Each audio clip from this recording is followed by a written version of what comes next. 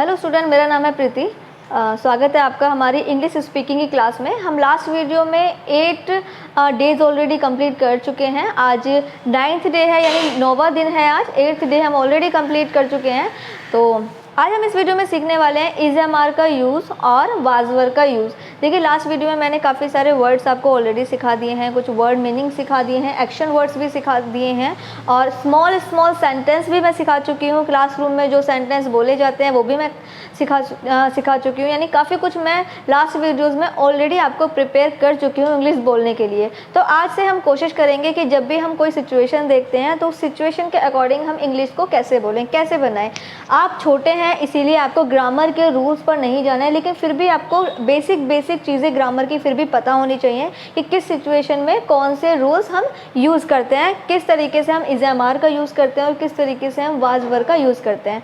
Is am are और was वर का use करने से पहले सबसे पहले हम कुछ चीज़ों को समझेंगे जो कि जानना बहुत ज़रूरी है। देखिए, एक जो सेंटेंस होता है वो 3 चीज़ों से मिलकर बनता है। एक है सब्जेक्ट से मिलकर बनता है, subject plus verb plus object. अब आप कहेंगे कि ये सब्जेक्ट, वर्ब और ऑब्जेक्ट है क्या। देखिए, अब मैं वही आपको बताऊंगी। ये हमारा फर्स्ट स्टेप है जो आपको आना ही आना चाहिए, जिसके बारे में आपको पता ही होना चाहिए, क्योंकि ऐसे आप नहीं यूज़ कर पाओगे। Is am are, was were, has, have, had, ऐसा आप कुछ भी यूज़ नहीं कर पाओगे जब तक आपको इन चीज़ों का पता नहीं होगा। जितने भी हम सेंटेंस बोलते हैं उस सेंटेंस में सब्जेक्ट होता है, वर्ब होती है और ऑब्जेक्ट होता है। अब देखिए, सब्जेक्ट क्या होता है। सब्जेक्ट होता है हमारा काम को करने वाला। हर एक सेंटेंस में कुछ ना कुछ, कोई ना कोई तो ऐसा होता ही है जो उस काम को कर रहा है। जैसे एक सेंटेंस अगर मैं आपको बताऊं एग्जांपल के तौर पर, माताजी खाना बना रही हैं, माताजी खाना बनाती है, तो काम कौन कर रहा है, माताजी काम कर रही हैं। अब वो क्या काम कर रही हैं उस पर भी गौर देना है, और बाकी जो हमारा काम करने वाला है, जिस चीज़ पर इफ़ेक्ट डाल रहा है उस पर भी हमें गौर करना है। तो हम करेंगे कैसे। सबसे पहले हम सेंटेंस में देखेंगे काम को कौन कर रहा है। एक सेंटेंस ले लेते हैं, जैसे कि मैंने बताया माताजी खाना बनाती हैं, तो मैं यहाँ पर इसको लिख देती हूँ, इससे आपको और अच्छे से समझ में आ जाएगा। माताजी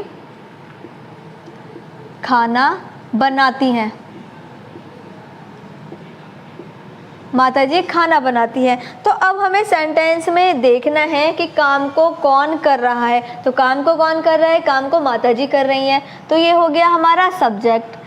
ध्यान रखना, हर सेंटेंस में कोई ना कोई तो सब्जेक्ट होता ही है। सब्जेक्ट हम कहते हैं नाउन को या प्रोनाउन को, या तो कोई नाम होगा या फिर किसी एनिमल का नाम होगा, या फिर जो हमारे प्रोनाउंस होते हैं ही, शी, इट, दे, यू, तो ये हमारे जो प्रोनाउंस होते हैं तो ये हमारे क्या होते हैं, ये हमारे सब्जेक्ट होते हैं। या फिर हमारे नाउन सब्जेक्ट होते हैं, किसी एनिमल का नाम, किसी चीज़ का नाम और किसी पर्सन का नाम, किसी जगह का नाम, वो भी हमारे सब्जेक्ट होते हैं। तो ये आपको ध्यान में रखना है।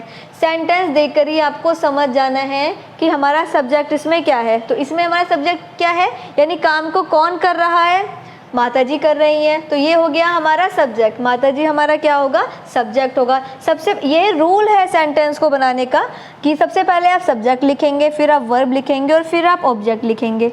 ठीक है, ये रूल है। जैसे होता है, आपने कई बार क्लासेस में किए भी होंगे, रीअरेंज सेंटेंस जो होते हैं, जो आगे पीछे वर्ड्स लिखे होते हैं और आपको सही करने होते हैं, तो उसमें सबसे पहले आपको क्या करना होता है, सबसे पहले हमें सब्जेक्ट लिखना होता है, फिर वर्ब लिखना होता है, फिर ऑब्जेक्ट लिखना होता है। ऐसा सीक्वेंस में आपको वर्क करने से, यानी ऐसे सीक्वेंस में आपको सेंटेंस बनाने से ही आपके सेंटेंस का सही मतलब निकलता है। मान लीजिए अगर हम बनाती को पहले लिख लें, खाना बाद में लिख लें, माताजी को बीच में लिख लें, है को बीच में लिख लें, तो कोई सेंस नहीं आएगा, सेंटेंस का कोई भी मीनिंग नहीं निकलेगा। तो सेंटेंस को आपको बनाने का रूल समझना है। तो ऐसे ही पहले हमें क्या लिखना है, सब्जेक्ट लिखना है। माताजी हमारी क्या है, सब्जेक्ट है, तो हमें इसकी इंग्लिश बनानी है। माताजी को इंग्लिश में क्या बोलेंगे, मदर। चलिए, इतना आया समझ में, आई होप आपको इतना क्लियर हो गया होगा। उसके बाद देखिए वर्ब। अब देखिए वर्ब मैं आपको अपनी फर्स्ट वीडियो में ही सिखा चुकी हूँ, फर्स्ट डे में ही सिखा चुकी हूँ। जो हमारी वर्ब होती हैं, वर्ब होते हैं हमारे सारे एक्शन, जितने भी हम काम करते हैं उन्हें हम क्या कहते हैं, उन्हें हम वर्ब कहते हैं। तो अब यहाँ पर देखिए वर्ब यानी हमारा काम क्या है, काम क्या हो रहा है। अब ये जो देखिए, अब ये देखिए यहाँ पर जो हिंदी है, हिंदी में जो लिखा हुआ है माता जी के बाद खाना लिखा हुआ है, तो हम खाने की इंग्लिश नहीं बनाएंगे। ये जो खाना है इसकी हम इंग्लिश नहीं बनाएंगे कि आपने कभी ऐसा किया इसकी इंग्लिश बना दी, फिर इसकी इंग्लिश बना दी, फिर इसकी इंग्लिश बना दी, फिर इसकी इंग्लिश बना दी। ऐसा आपको नहीं करना है। आपको क्या करना है, आपको इसके अकॉर्डिंग बनाना है। ये जो हमारा पहले सब्जेक्ट है, फिर वर्ब है, फिर ऑब्जेक्ट है, तो आपको इसके अकॉर्डिंग बनाना है। तो मदर के बाद हमारे क्या लगी हुई है, मदर के बाद हमें वर्ब ऐड करनी है। तो हमारी वर्ब क्या है, वर्ब में हमें देखना है कि हमारा काम क्या हो रहा है, सेंटेंस में काम क्या हो रहा है। तो मदर क्या काम कर रही हैं, वो बनाने का काम कर रही हैं, खाने को बनाने का काम कर रही हैं। ये खाना वो है जो बनाया जा रहा है, जो किचन में बनाया जा रहा है, ये खाने वाला काम नहीं है। देखिए, एक तो खाने वाला काम होता है वो अलग होता है, उसकी इंग्लिश होती है ईट। एक होता है जो हमारी प्लेट के अंदर रखा हुआ है, हमारी प्लेट में रखा हुआ है, तो वो काम नहीं होता, वो तो प्लेट के अंदर सामान की तरह रखा हुआ है। अब काम तो हमें करना है उन्हें खाने का, ठीक है। तो जो प्लेट में रखा हुआ है उसको खाने का काम जो हम कर रहे हैं वो एक काम अलग है, और जो प्लेट में रखा हुआ है खाना वो काम अलग है, वो सामान या चीज़ वो अलग है। तो यहाँ पर काम क्या हो रहा है, यहाँ पर बनाने का काम हो रहा है, बनाती। और बनाती की इंग्लिश क्या होती है, मेक। सॉरी, जब खाना बनाते हैं तो उसको इंग्लिश में कहते हैं कुक। तो मदर कुक, कुक आएगा। अब देखिए यहाँ पर जो हमारी मदर है वो एक ही है, सिंगुलर है, तो यहाँ पर हम ऐसे लगा देंगे। उसके बाद देखिए ऑब्जेक्ट में क्या आएगा, क्योंकि बहुत सारी ऑब्जेक्ट को लेके बहुत सारी कन्फ्यूज़न रहती है कि ऑब्जेक्ट में क्या लिखें, ऑब्जेक्ट में क्या लिखें। तो देखिए जब हमें सब्जेक्ट मिल जाएगा, वर्ब मिल जाएगा, अब जो भी हमारा सेंटेंस में बच जाएगा उसे हम जो है ऑब्जेक्ट के अंदर डाल देंगे। तो अभी हमारा क्या रह गया है, हमारी सब्जेक्ट की इंग्लिश हो गई है, बनाने की इंग्लिश हो गई है। उसके बाद है के लिए हमने एच लगा दिया है, क्योंकि हमारा जो सेंटेंस है वो आदत में आ रहा है। जो काम आदत में आते हैं, जो आप डेली करते हैं, उसमें हम एस या येस का यूज़ करते हैं। इतना आपको याद रखना है। इसके बाद अभी हमारा क्या रह गया है, ये अब हमारा खाना रह गया है। जो खाना जो प्लेट में रखा हुआ है उसको इंग्लिश में क्या कहते हैं, उसे कहते हैं फूड। तो मदर कुक्स फूड। इतनी छोटी सी चीज़ आपको समझनी है और हमेशा ध्यान भी रखनी है। ये आपको काम आएगा। जो आपके वर्ड्स होते हैं आगे पीछे लिखे होते हैं, रीअरेंज आपके जो है लिखे होते हैं, और वो आपको अरेंज करके लिखने होते हैं, तो उसमें आपका ये बहुत ही काम आने वाला है। इसको आप ध्यान रखिए।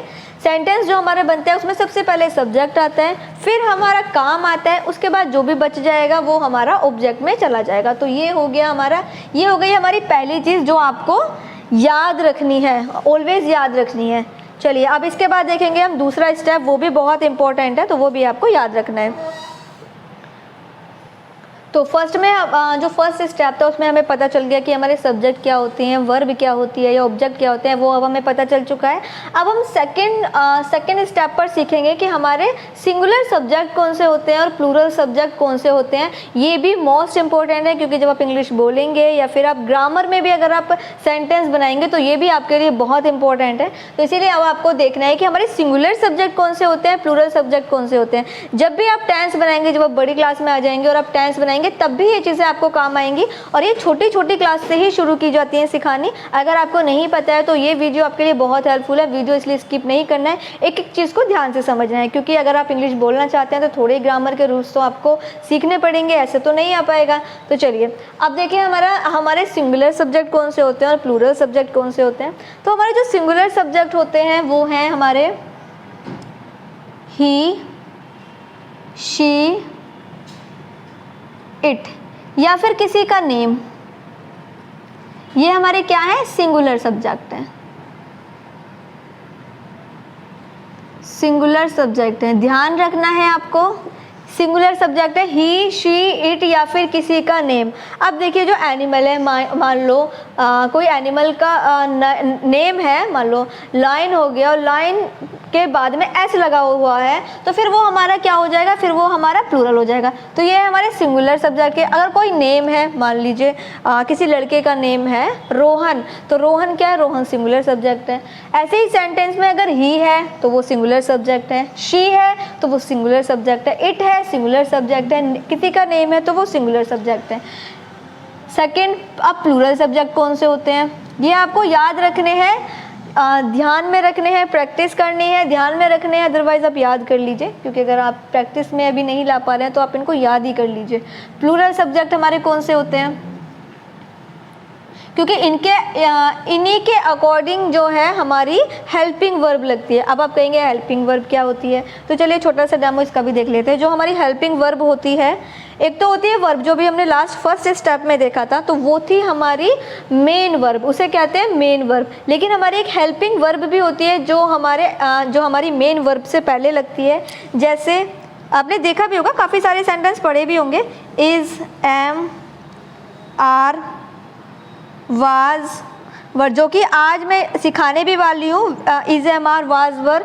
तो ये जो वर्ब लगती है ये भी इन्हीं के अकॉर्डिंग लगती है कि कौन सा सिंगुलर सब्जेक्ट के साथ में लगेगी और कौन सा प्लूरल सब्जेक्ट के साथ में लगेगी। तो ये मोस्ट इंपॉर्टेंट है।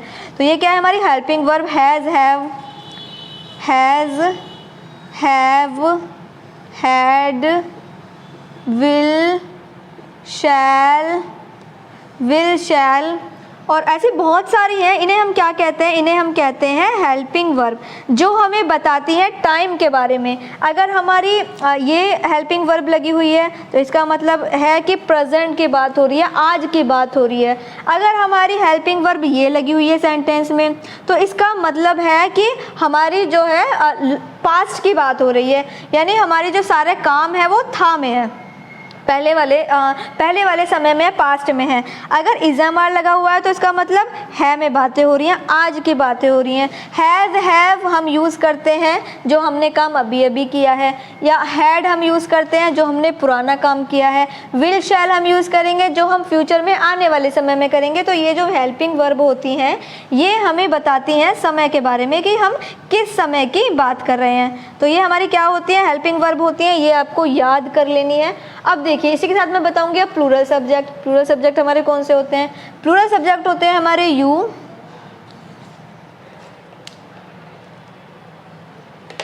आई होप आपको सारी चीज़ें समझ में आ रही होंगी।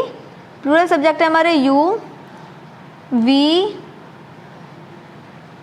दे और आई भी हमारा प्लूरल सब्जेक्ट में ही आता है। या फिर कोई अगर कोई बर्ड है या फिर कोई एनिमल है तो उसको हम नेम से पता लगाएंगे। जैसे मान लीजिए मैन है तो सिंगुलर है, और अगर मैन है, ये वाला मैन है, ई लगा हुआ है, तो वो प्लूरल सब्जेक्ट है। तो आपको देख के समझ जाना है कि यहाँ पर बहुत सारे आदमी हैं और यहाँ पर एक ही आदमी है। मान लीजिए लॉयन है तो एक ही है। अब यहाँ पर लॉयंस है तो फिर बहुत सारे हैं, ठीक है। यहाँ पर टाइगर है, एक है, टाइगर्स हैं तो बहुत सारे हैं। तो आपको ये चीज़ देख के पता लगा लेनी है कि कौन से सिंगुलर है और कौन से प्लूरल है। तो यहाँ से मैं इसको रेज कर देती हूँ। आगे मैं आपको एग्जाम्पल के थ्रू समझाऊंगी, वो आपको और भी अच्छे से समझ में आ जाएगा। तो इसीलिए आपको वीडियो बिल्कुल स्किप नहीं करनी है, ये आपको ध्यान में रखना है। अगर किसी का नेम है और वो प्लूरल सब्जेक्ट में है, अगर कोई एनिमल है वो प्लूरल सब्जेक्ट में है, कोई चीज़ है, मान लीजिए कोई चीज़ है लाइक पेन हो गया और वो प्लूरल में पेन्स है और यहाँ पर सिंगुलर में पेन है, तो आपको पता लगा लेना है कि ये क्या है, ये हमारा सिंगुलर सब्जेक्ट है और ये हमारा क्या है, प्लूरल सब्जेक्ट है। तो इतना आ गया समझ में, आई होप आपको इतना तो समझ में आ गया होगा। चलिए अब हम क्या करेंगे, अब हम देखेंगे हमारे इज़, एम, आर और वाज, वर कहाँ कहाँ यूज़ होते हैं। तो अभी मैं इसको रेज कर देती हूँ। आप या तो एक काम कीजिए, अपनी नोटबुक में फटाफट नोट कर लीजिए या फिर इसका स्क्रीनशॉट ले लीजिए कि सिंगुलर सब्जेक्ट हमारे ये होते हैं और प्लूरल सब्जेक्ट हमारे ये होते हैं। तो चलिए इसको मैं यहाँ से रेज कर देती हूँ। इसके बाद अब हम बढ़ते हैं इज़, एम, आर, वाज, वर सीखने की तरफ।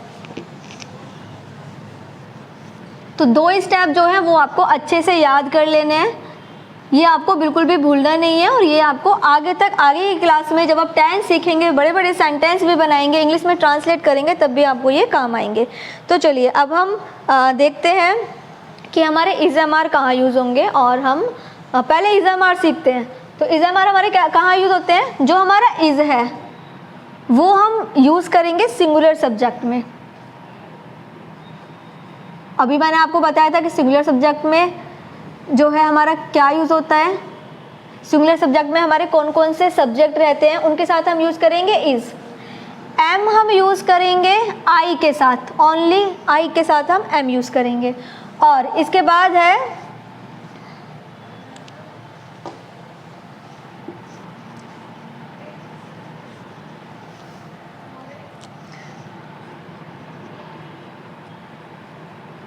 जो सिंगुलर सब्जेक्ट है हमारे उसके साथ हम यूज़ करेंगे इज़, आई के साथ हम यूज़ करेंगे एम, और प्लूरल सब्जेक्ट के साथ में यूज़ करेंगे हम,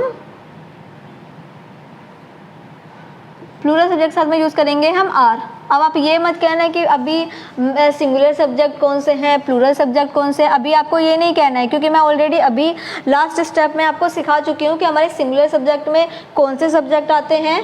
आई हमारा प्लूरल सब्जेक्ट है बेशक, लेकिन हम उसके साथ में एम लगाएंगे जब हम इज एम आर का यूज़ करेंगे, प्लूरल सब्जेक्ट के साथ में हम आर यूज़ करेंगे। तो चलिए ये अभी आपको ये अब सेंटेंस में हम देखेंगे कि अब ये हम कहाँ किस सेंटेंस में इज एम आर का यूज़ करते हैं। चलिए अब थोड़ा सा गौर दीजिए जहाँ पर अभी आप बैठे हुए हैं, आपके आसपास की क्या क्या चीज़ें हो रही हैं। जैसे मान लीजिए कोई भी अगर काम है जो आपकी आंखों के सामने अभी भी चल रहा है, यानी कि जिस सेंटेंस में आपके लास्ट में रहा है या फिर रहे हैं, अगर आपके सेंटेंस के लास्ट में रहा है या रहे हैं जैसे शब्द आता है तो आप यूज़ करेंगे इज एम आर। वहीं अगर आपके सेंटेंस में रहा था या फिर रहे थे, अगर आपके सेंटेंस में रहा था या रहे थे जैसे शब्द आते हैं तब आप क्या यूज़ करेंगे, आप यूज़ करेंगे सिंगुलर सब्जेक्ट के साथ में वाज और प्लूरल सब्जेक्ट के साथ में वर। इतनी सी बात है, ये आपको समझ लेनी है। एक बार और समझा देती हूँ। अगर आपके सेंटेंस में मान लीजिए एक सेंटेंस बता देती हूँ, कुत्ता भौंक रहा है, तो क्या है वो कुत्ता जो है वो अभी भी भौंक रहा है, काम कंटिन्यू है, वो अपना काम करे जा रहा है, भौंके जा रहा है। तो जो कुत्ता है वो भौंके जा रहा है। अब कुत्ता क्या है, वो हमारा सिंगुलर सब्जेक्ट है, और सिंगुलर सब्जेक्ट के साथ में क्या आएगा, इज आएगा। ठीक है, लास्ट में रहा है, रही है, इसीलिए हमें पता चल रहा है कि काम जो है अभी भी हो रहा है। तो हम क्या करेंगे, वर्ब में जो हमारी मेन वर्ब है उसमें आईएनजी लगा देंगे। एक बार इस सेंटेंस को बनाकर भी देख लेते हैं, आपको और अच्छे से क्लियर हो जाएगा। चलिए आपके सामने अभी क्या हो रहा है, कुत्ता भौंक रहा है, भौंक रहा है। इसकी इंग्लिश कैसे बनाएंगे, तो कैसे बनाएंगे इसकी इंग्लिश, पहले तो हम सब्जेक्ट हमारा क्या है, काम कौन कर रहा है, कुत्ता काम कर रहा है, तो इसकी इंग्लिश क्या होगी, डॉग। ध्यान देना है, ये कुत्ता लिखा है, कुत्ते नहीं लिखा है, सिंगुलर सब्जेक्ट है, तो हमारा यहाँ पर डॉग आएगा, और डॉग के साथ में क्या लगेगा, इज लगेगा। जैसे कि मैंने आपको रूल्स में बताया था कि सिंगुलर सब्जेक्ट के साथ में इज आएगा। क्लियर। इसके बाद हमें देखना है कि अब हमारा सेंटेंस में काम क्या हो रहा है, तो काम क्या हो रहा है, भौंकने का काम हो रहा है। तो डॉग इज बार आईएनजी लग जाएगा। आपको ध्यान रखना है, जब भी हमारे सेंटेंस के लास्ट में रहे हैं या रहा है तो हमें क्या करना है, इज एम आर का यूज़ करना है और वर्ब में आईएनजी लगा देना है। अब आप कहेंगे इसमें तो मैम ऑब्जेक्ट ही नहीं बचा है, जो आपने पहले रूल बताया था, पहले सब्जेक्ट है, फिर वर्ब है, फिर ऑब्जेक्ट है। मैंने 3 चीज़ बताई थी, तो कोई बात नहीं, कोई प्रॉब्लम नहीं है। क्या प्रॉब्लम है, अगर नहीं बचा तो ना सही, अगर ऑब्जेक्ट नहीं है तो कोई प्रॉब्लम नहीं है, अगर ऑब्जेक्ट है तो लास्ट में वो सब आ जाएगा, नहीं है तो कोई प्रॉब्लम नहीं है। आपका जो सेंटेंस है वो पूरा हो गया है। तो डॉग इज बार्किंग, कुत्ता भौंक रहा है। ठीक है, अब ये हमारा हो गया।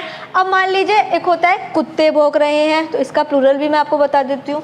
कुत्ते, यहाँ पर तो कुत्ता था, डॉग था, अब यहाँ पर बहुत सारे कुत्ते हैं जो भौंक रहे हैं, तो डॉग्स, डॉग। अब मैंने क्या बताया था, जब भी प्लूरल हमारा सब्जेक्ट होगा, मैं इसको यहाँ से रेज कर देती हूँ। हेल्पिंग वर्ब तो आपको समझ में आ ही गई होगी, मैं यहाँ से इसको रेज कर देती हूँ। चलिए डॉग्स, अब हमारा ये क्या हो गया, ये हमारा प्लूरल सब्जेक्ट हो गया। तो डॉग्स के साथ में प्लूरल सब्जेक्ट है, इसीलिए हम क्या यूज़ करेंगे, हम आर यूज़ करेंगे। तो हमें यूज़ करना है are, dogs are barking, verb आ जाएगी, डॉग्स आर बार्किंग।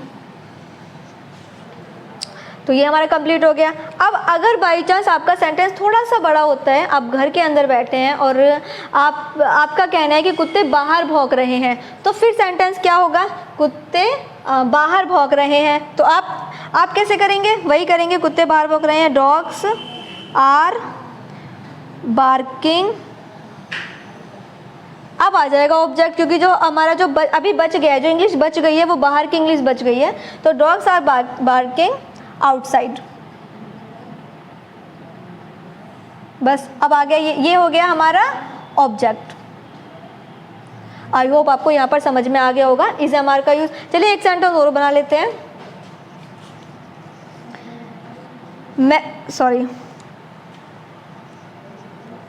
मैं कहानी लिख रही हूँ।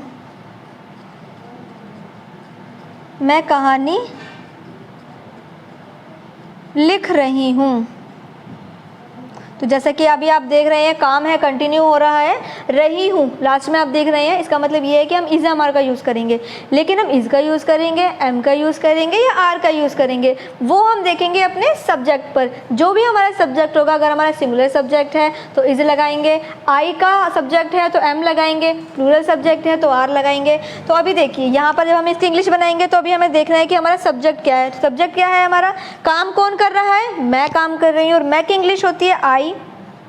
देखिए ये सारे जो एक्शन वर्ड्स हैं, वर्ब्स हैं, ये मैं ऑलरेडी आपकी लास्ट डेज में सिखा चुकी हूँ। नई वीडियो देखी है तो आप डिस्क्रिप्शन बॉक्स में आपको लिंक मिल जाएगा, आप वो प्लेलिस्ट में जाकर भी वीडियो देख सकते हैं। और डिस्क्रिप्शन बॉक्स में आपके सभी डेज ऐड हैं, तो आप 1 बाय 1 डेज कंप्लीट कर लीजिए, क्योंकि अगर आप सीक्वेंस में क्लास लेंगे तो आपको सारी चीज़ें अच्छे से समझ में आती जाएंगी। और अगर बीच से क्लास लेंगे तो आई डोंट थिंक कि आपको उतना अच्छे से समझ में आए, और आप मैं नहीं चाहती कि आप कन्फ्यूज़ हो, तो इसीलिए आपको डे बाय डे आपको क्लास लेनी है।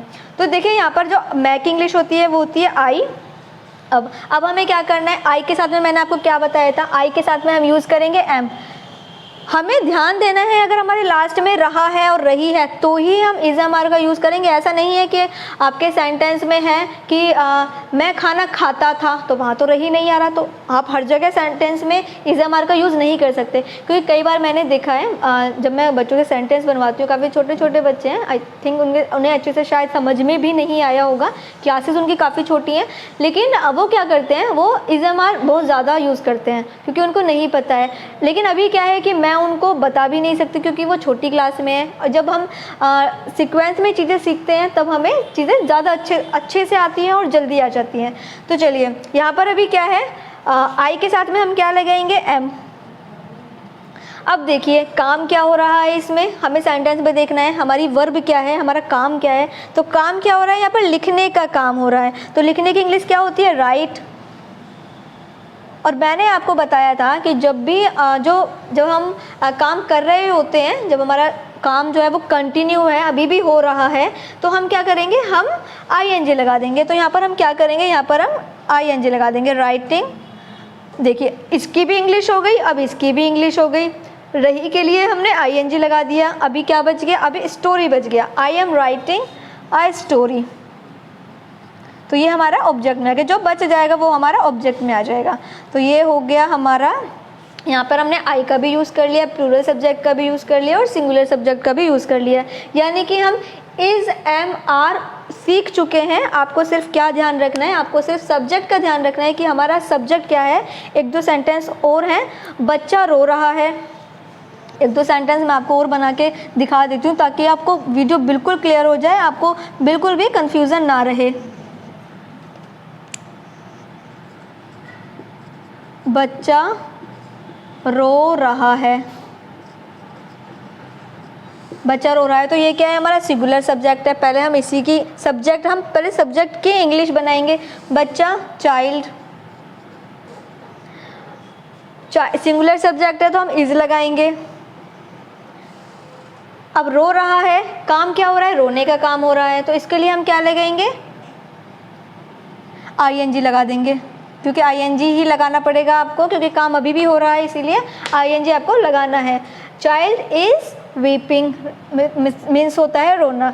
चलिए अब यहीं पर अगर आप बात करें कि बच्चे रो रहे हैं, अगर इसकी जगह होता बच्चे रो रहे हैं, मान लीजिए अगर रहा की जगह रहे हो जाता, अगर रहा की जगह हम रहे कर दे तो फिर क्या लगाएंगे, चिल्ड्रन। यहाँ देखिए मैंने यहीं पर ही चेंज कर दिया है, क्योंकि जब एक बच्चा होता है तो चाइल्ड, और अगर बहुत सारे बच्चे होते हैं तो चिल्ड्रन।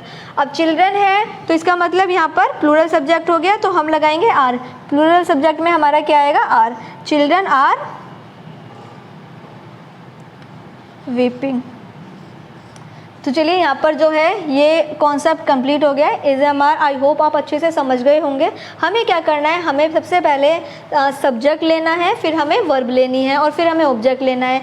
ये हमें यूज़ करना है हमारे सब्जेक्ट को देखकर। अगर हमारा सब्जेक्ट सिंगुलर है तो हमें इज़ यूज़ करेंगे, आई है सब्जेक्ट तो एम यूज़ करेंगे। अगर हमारा सब्जेक्ट प्लूरल है तो हम आर यूज़ करेंगे। जब हम ASMR का यूज़ करेंगे तो हम इस तरीके से जस्टिफाई करेंगे। अब हम थोड़ा सा और देख लेते हैं वाज और वर्ब के बारे में। ये भी बहुत आसान है, ये भी बहुत ज़्यादा मुश्किल काम नहीं है। इसी का देख लेते हैं। जैसे यहाँ पर लिखा हुआ है बच्चे रो रहे हैं। जैसे कि हमने यहाँ पर एग्जांपल लिया था बच्चे रो रहे हैं। जैसे हमने यहाँ पर एग्जांपल अभी लास्ट लिया है ASMR को यूज़ करने के लिए, बच्चे रो रहे हैं। तो अगर हमारा यही काम पहले हुआ हो और हम अब बता रहे हो कि बच्चे रो रहे थे, अगर इस तरीके का सेंटेंस आता है, लास्ट में हमारा रहा था, रहे थे आता है, तब हम यूज़ करेंगे वाज वर्ब का। कैसे यूज़ करेंगे, इसी एग्जाम्पल को अब हम फिर से देखेंगे। हमने ये तो सीख ही लिया है, रहा है, रहे वाले ASMR का यूज़ हमने सीख लिया है। अब हम वाज वर्ब सीखने जा रहे हैं, तो वो आपको फिर से ध्यान से समझना है।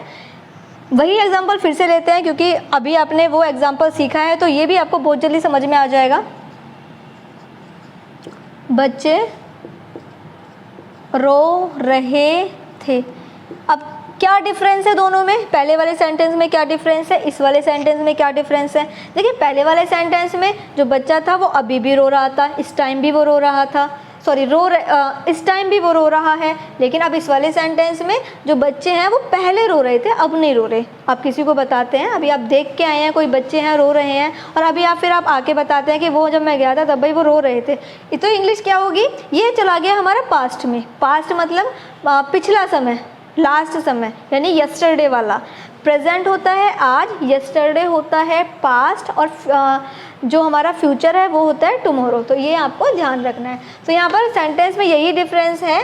अगर आपके सेंटेंस में है थे तो समझ जाना है कि ये पास्ट की बात हो रही है, यानी पिछले समय की बात हो रही है, आज की बात नहीं हो रही है। और जैसे ही आपको दिखेगा कि रहे थे, रहा था, इस तरीके के सेंटेंस अगर आपको दिखता है तो फिर आपको समझ जाना है कि आपको वाज वर्ब बोलना ही बोलना है। ये अब मैं बोलने के लिए बता रही हूँ, बहुत ज़्यादा आपको इतना ज़्यादा कंफ्यूज नहीं होना। सबसे पहले हम ASMR यूज़ करना सीखेंगे और वाज वर्ब यूज़ करना सीखेंगे। आप अपनी लाइफ में जब भी सेंटेंस बोलते हैं, इस तरीके की जब सिचुएशन आती है, कोई काम हो रहा है, पंखा चल रहा है, कुत्ता भौंक रहा है, मम्मी खाना बना रही हैं, पापा ऑफिस जा रहे हैं, भाई स्कूल जा रहा है, ऐसे सेंटेंस को आप सबसे पहले गौर कीजिए और उनको इंग्लिश में बोलिए। उसके बाद फिर आप ऐसे सेंटेंस को ढूंढिए जो कम पहले हो रहे थे, अब नहीं हो रहे, पहले हो रहे थे। तो ऐसे सेंटेंस की आप इंग्लिश बनाइए।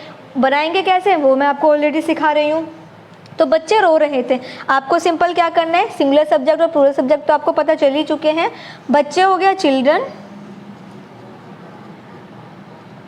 प्लूरल सब्जेक्ट है, और प्लूरल सब्जेक्ट में अब हम लगाएंगे वर। क्यों लगाएंगे वर, क्योंकि यहाँ पर बात हो रही है पास्ट की, प्रेजेंट की नहीं हो रही, पास्ट की बात हो रही है, इसीलिए यहाँ पर लगेगा चिल्ड्रन वर वीपिंग। बस सेंटेंस खत्म। बच्चा रो रहा था,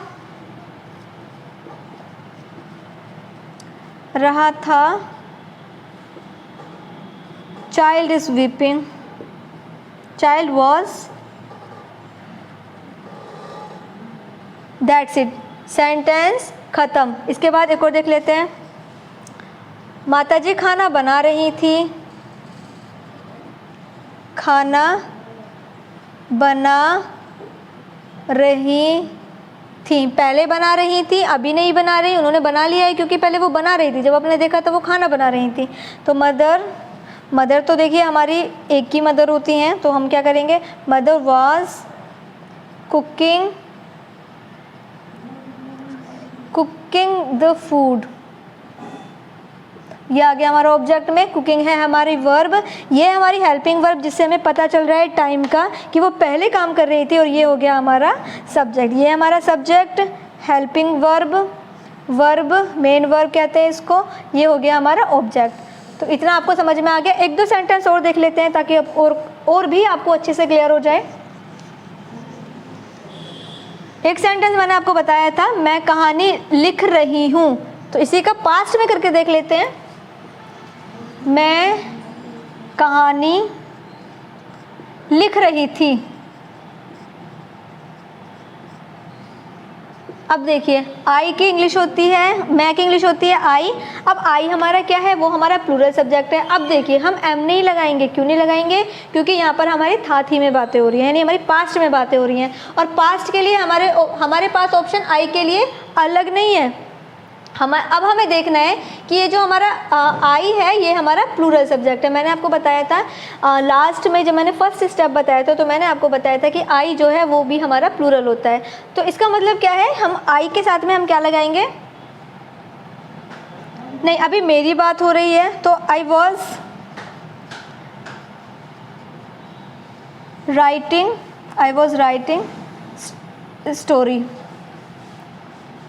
राइटिंग स्टोरी। तो ये हो गया हमारा आई का भी यूज़ हो गया। इसके बाद देखिए एक और सेंटेंस देख लेते हैं, वे नाच रहे थे। देखिए सारे सेंटेंस कॉमन एक ही चीज़ से बन रहे हैं, पहले सब्जेक्ट, फिर वर्ब और फिर ऑब्जेक्ट। लेकिन हम क्या कर रहे हैं, वर्ब से पहले सिर्फ हम हेल्पिंग वर्ब और ऐड कर रहे हैं। हेल्पिंग वर्ब हम क्यों ऐड कर रहे हैं, क्योंकि हमें ऐसे तो हमें समय का पता नहीं चलेगा, तो हम हेल्पिंग वर्ब इसीलिए ही ऐड कर रहे हैं। वे की इंग्लिश होती है दे, और दे होता है हमारा प्लूरल सब्जेक्ट। दे क्या होता है, हमारा प्लूरल सब्जेक्ट होता है। तो दे वर, प्लूरल सब्जेक्ट के साथ में हमारा आएगा वर, तो दे वर डांसिंग।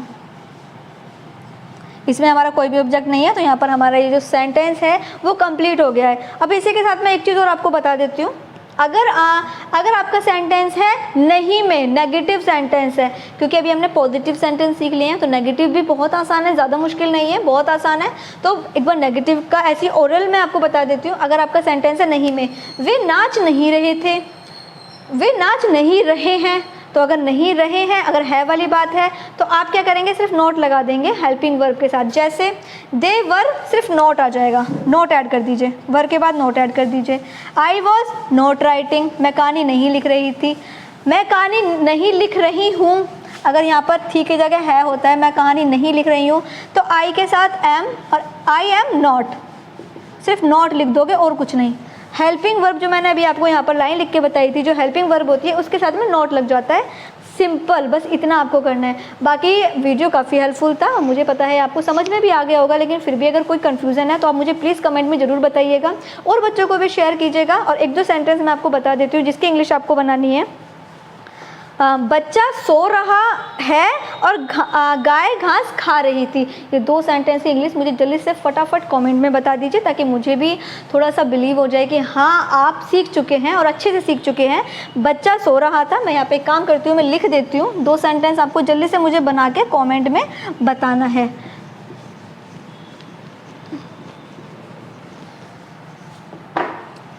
फर्स्ट वाला है बच्चा सो रहा था, सो रहा था, गाय घास नहीं खा रही है।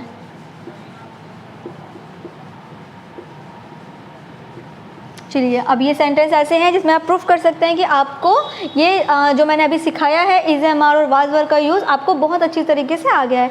बाकी सभी वीडियो प्लेलिस्ट में है, प्लेलिस्ट एक बार चेक कर लीजिएगा। और बाकी अगर आपने लास्ट वीडियोस नहीं देखी हैं तो आपको डिस्क्रिप्शन बॉक्स में लिंक मिल जाएगा, आप वहाँ से देख लीजिएगा।